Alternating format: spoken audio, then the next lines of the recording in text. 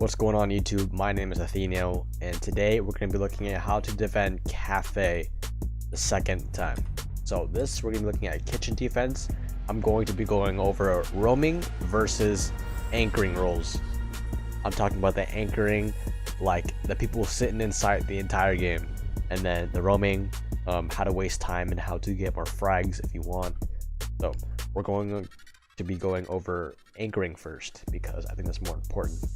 And if you can't roam, if you know your aim is not that good, please, for the love of God, start roaming or start anchoring first. Because if you anchor first, then you know a lot more how to roam and you know what happens to the anchors. So first of all, you want to get these two walls reinforced, these two, and you can, it's really dependent if you want to open this up, but I recommend maybe like opening up like maybe two holes in the middle right here so you can see into the site right here. And then you want to get these two walls reinforced. If you don't know what walls to reinforce, also a roamer will probably get that hatch.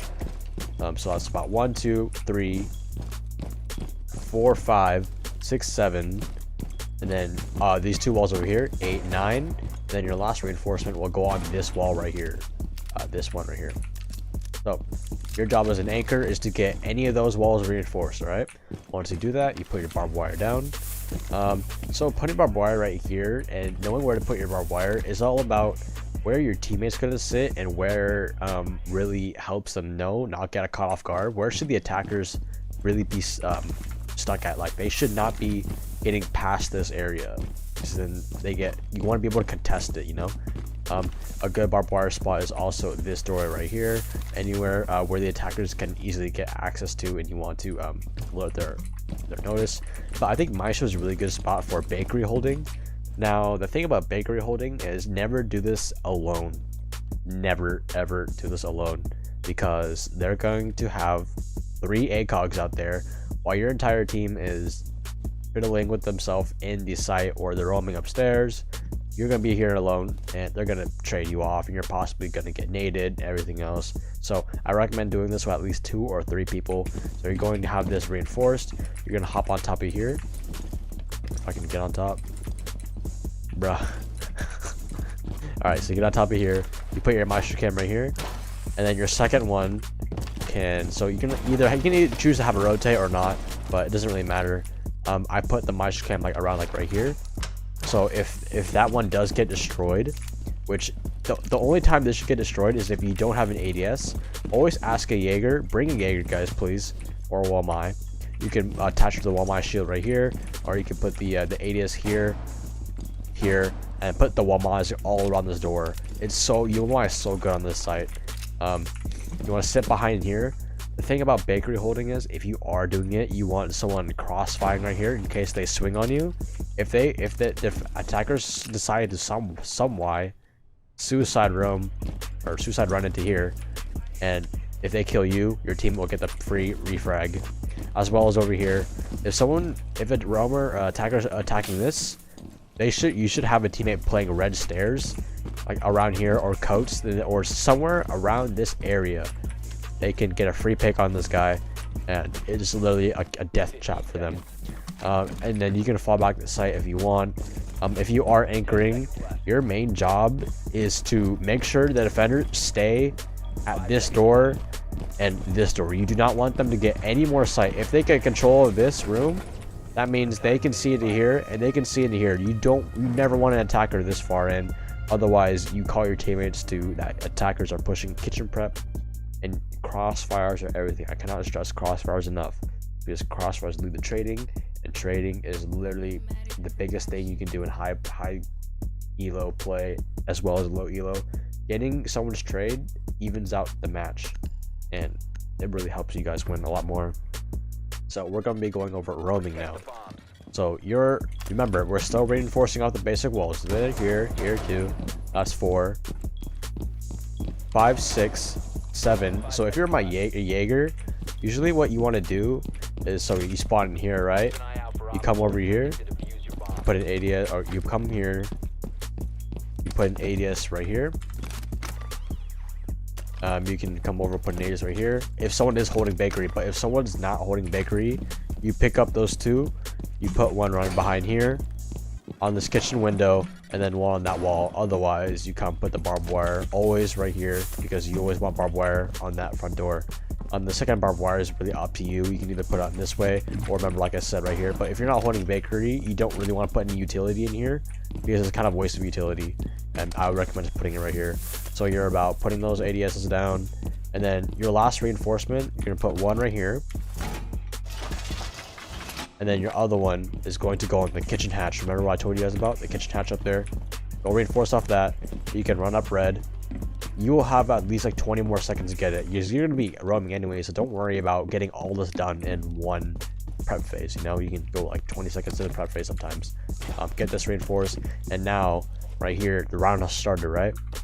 Your job is to make sure that attackers, they know your presence, and they are scared of you, and they have to clear you first. Because you're one person, right? The whole attacking enemy team is going to be worried about you, one person, you, and possibly any other roamers, because you're going to be wasting time, and they're going to have to drone you out. They're going to have to waste time on you, and by the time they kill you, you should be wasting at least a minute, or at least like a minute or a minute 30. And yes, you have to stay along for that long. That means no spawn peeking. That means no peeking dumb stuff. As long as you stay alive for that long, you can kind of determine whether you guys win the game or not. Sometimes, you know, it's that big. That's why you gotta stay alive as a roamer so bad.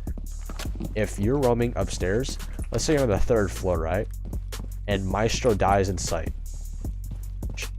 A lot of people will just keep roaming on their day, you know? They'll be like, all right, oh, where'd you die from?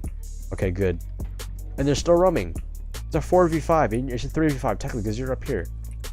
If someone is getting lit downstairs or they need your help, you immediately come down here and you rotate the site as fast as you can, while as well as, you know, watching for bucks and people attacking from above and trying to track you down at the same time. You have to learn how to waste time and how to also keep your life alive, you know. Again, this will take practice. Knowing when to play passive, when to play aggressive.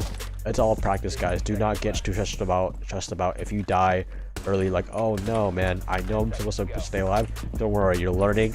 We're all happy that you're learning. Don't mind the toxic kids that are always, like, you know, trash talking a lot.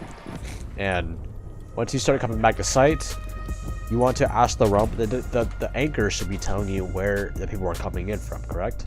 So based off the information, you play off the information, you push down wherever you think is the safest for you to get down, as well as to stop the attacking push. If they get that kitchen wall open, then it's literally game over for you guys. If you are still roaming 3rd floor, like, the thing is, people are always so kill hungry sometimes, or they don't realize when it's time to come back to site.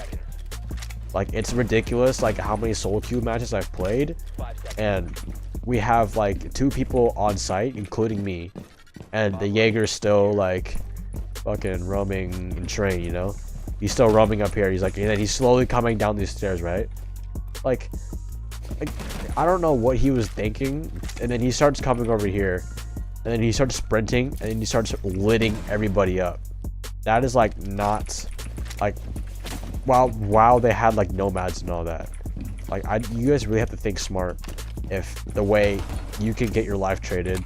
If you don't think you'll be able to kill someone and your life is going to be like, if you're not wasting time, if you're not getting killed, you're not playing smart, you know? So that's basically it for my kitchen defense.